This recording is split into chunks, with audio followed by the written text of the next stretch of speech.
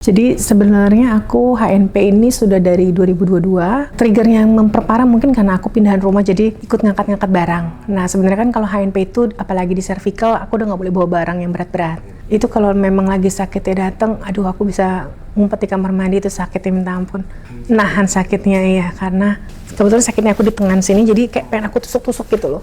Kadang sampai biru-biru sih tapi kalau udah digituin kayaknya sakitnya lebih menghilang gitu. Dari hasil review yang aku lakukan, aku melihat orang merekomendasikan Dr. Christine Aryono karena cara penyampaiannya dia ke pasien itu mudah dipahami seperti itu, dan penjelasannya itu menggunakan bahasa pasien bukan bahasa medis, jadi benar-benar kita paham oh masalahnya di mana. Bahkan aku bisa menjelaskan ke teman dan temanku bilang kayaknya yang kali ini lu lebih paham ya masalahnya lu apa ya, dia bilang. Jadi pada pasien ini yang dari MRI-nya kita ada dua yang menjadi masalah di sini. Yang pertama adalah kelengkungan dari bentuk lehernya itu sudah tidak ideal. Yang kedua yang menjepit sarafnya itu adalah bantalan-bantalan yang menonjol ini. Sehingga dengan kita lakukan ACDF kita bisa mencapai target yang pertama memperbaiki alignment atau lengkungan dari bentuk lehernya, dan yang kedua adalah mengambil bantalan yang menyebabkan sarafnya terjepit. Kalau sebelumnya kan semua sakit di sini begitu udah dioperasi itu hilang aja. Jadi benar-benar enteng, kembali normal, dan dokter juga bilang 2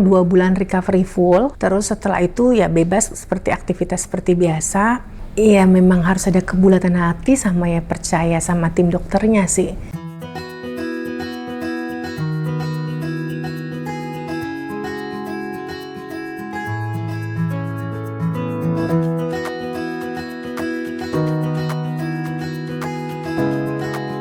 Aku ini warga Kosambi, umur 44 tahun. Jadi sebenarnya aku HNP ini sudah dari 2022. Aku sempat dirawat di rumah sakit lain, bukan di Mandaya ya. Jadi setelah itu sempat fisioterapi tapi kurang membaik juga. Akhirnya aku ambil alternatif acupressure. Dari acupressure itu aku membaiklah, gejalanya nggak muncul. Terus cuma karena habitnya kembali lagi, misalkan kerja itu nggak pakai monitor, nunduk seperti itu. Terus trigger yang memperparah mungkin karena aku pindahan rumah jadi ikut ngangkat-ngangkat barang. Nah sebenarnya kan kalau HNP itu apalagi di cervical aku udah nggak boleh bawa barang yang berat-berat. Yang nggak sabaran aja gregetan mau ya ikut campur gitu, bantu ya, jadi ngangkat-ngangkat berat. Kemarin itu juga sempat sudah melakukan yang namanya RF tapi juga sama di rumah sakit lain karena dari dokter yang sebelumnya melihat bahwa aku ada radang sendi fasad seperti itu. Jadi di situ ya di RF sekalian menghilangkan rasa sakit dari efek saraf kejepit. Kesehariannya aku karyawan kerja di bank. Nah itu kalau memang lagi sakitnya datang, aduh aku bisa ngumpet di kamar mandi itu sakitnya minta ampun. Nahan sakitnya ya karena kalau sakitnya itu kayak pengen, kebetulan sakitnya aku di tangan sini jadi kayak pengen aku tusuk-tusuk gitu loh. Jadi kadang sampai biru-biru sih tapi kalau udah digituin kayaknya sakitnya lebih menghilang gitu. Jadi makanya aku RF pikir ya udahlah buat ngilangin sakitnya sementara seperti itu. Sebenarnya tujuanku waktu itu RF untuk aku second opinion ke Malaysia apakah memang harus operasi atau tidak. Ya orang semua aja agak kurang percaya kan ya dengan di Indonesia dengan medisnya segala, apalagi banyak kasus malpraktek seperti itu. Nah sempat berpikir aduh kalau ke Malaysia memang di cover, tapi untuk pikirin mobilisasinya kalau keluarga mau visit terus ada gitu post operasi juga harus bolak-balik. Aku berpikir kenapa nggak yang deket aja ya. Aku berpikir lagi yang deket itu di mana ya, karena aku kan kebetulan tinggal di Modern Land, jadi untuk kesini cuma 30 menit. Aku pikir iya cukup lah ya, dan memang keluarga kami juga sering dirawatnya di sini. Jadi ya udah dari situ cari-cari, ya memang kan saraf ini ada tim dokternya sendiri. Dari hasil review yang aku lakukan, aku melihat orang merekomendasikan Dr. Christine Aryono karena cara penyampaiannya dia ke pasien itu mudah dipahami seperti itu, dan memang yang aku alami adalah penjelasannya itu menggunakan bahasa pasien bukan bahasa medis, jadi benar-benar kita paham oh masalahnya di mana. Bahkan aku bisa menjelaskan ke teman dan temanku bilang kayaknya yang kali ini lu lebih paham ya masalahnya lu apa ya, dia bilang seperti itu. Jadi pada pasien ini yang dari MRI-nya kita ada dua yang menjadi masalah di sini. Yang pertama adalah kelengkungan dari bentuk lehernya itu sudah tidak ideal. Normalnya itu kan leher itu harusnya agak melengkung ke belakang. Ini dia sudah cenderung bungkuk ke depan bentuk lehernya. Yang kedua yang menjepit sarafnya itu adalah bantalan-bantalan yang menonjol ini. Sehingga dengan bisa kita lakukan ACDF, kita bisa mencapai target yang pertama memperbaiki alignment atau lengkungan dari bentuk lehernya, dan yang kedua adalah mengambil bantalan yang menyebabkan sarafnya terjepit. Jadi memang beberapa hari sebelum operasi juga ya mellow, adalah ketakutan karena kan ini operasi besar, resikonya bisa sampai cedera lumpuh seperti itu, cedera saraf, ataupun kematian. Nah, dari situ aku juga tanya dokter, aku tanya dari skala 1 sampai 10, sebenarnya kondisiku udah di berapa sih? Apakah memang bisa ditunda atau tidak, seperti itu. Dan ternyata dokter juga menyarankan untuk segera operasi, seperti itu. Jadi, ya sudah ditentukan tanggalnya, meskipun sedikit bimbang, sedikit melo, ya tapi dijalanin sih. Sampai terakhir pun yang harus tanda tangan semuanya juga aku masih kayak, yakin gak ya? Tapi sempet juga udah mau minta bantu untuk didoakan, tapi kebetulan para pastornya lagi bertugas di luar, jadi nggak bisa.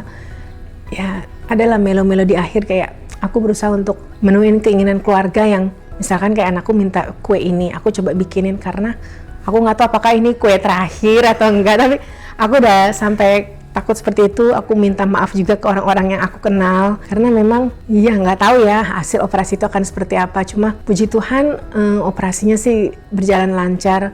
Dokter Christian bilang dari yang harusnya 5 jam perkiraan kasarnya ternyata 3,5 jam, kan 5 jam itu kalau ada masalah ternyata bisa smooth di 3,5 jam sih. Prosesnya memang ini suatu ya tindakan operasi yang menggunakan mikroskop, jadi sebisa mungkin kita lukanya sekecil mungkin dari leher bagian depan sisi kanan, lalu setelah itu kita pastikan dengan C-arm bahwa level yang kita tuju itu sudah sesuai atau belum. Baru setelah sudah pasti kita lanjutkan dengan disektomi atau pengangkatan bantalan yang menonjolnya. Kita ganti, kita berikan implan yang kita sebut dengan implan cage ya, untuk mengganti ruangan yang sebelumnya diisi oleh bantalan yang menonjol tersebut. Yang bahan penggantinya itu gabungan antara silikon dan titanium ya. Dan untuk protokol di rumah sakit ini memang kalau kita operasi di leher, kita akan menggunakan intraoperatif monitoring ya. Jadi saya akan ditemani oleh dokter spesialis neurologis yang akan memantau fungsi-fungsi saraf pasien selama operasi sehingga kita bisa cegah jangan sampai terjadi komplikasi kerusakan sarafnya.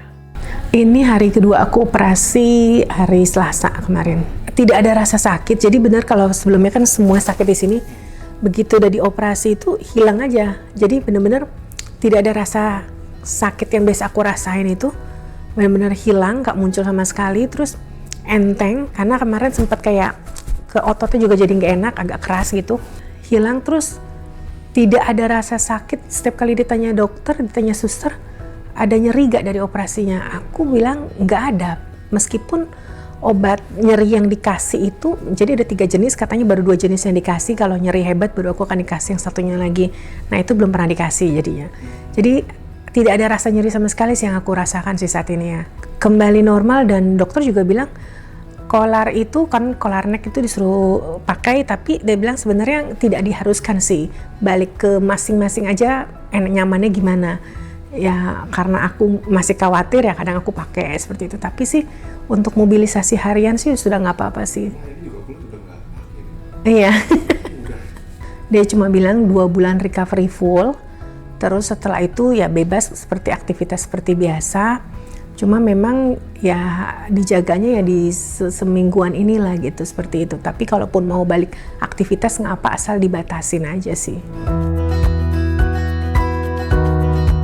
Prosesnya sih cepat, jadi memang aku sudah dibikinin, jadi kita cuma tinggal kasih kartu asuransi kita, tiba-tiba aja nanti sudah diurus, bahkan sudah ada grup WhatsApp-nya sendiri yang aku kaget, kok jadi kayak seriusan ya berasanya, karena aku di rumah sakit lain mau operasi juga nggak ada tuh namanya grup WhatsApp sendiri yang isinya ada officernya, ada dokternya. Aku bilang, ini kok berasa kayak seriusan ya, kayak beneran jadi kayak mau operasi.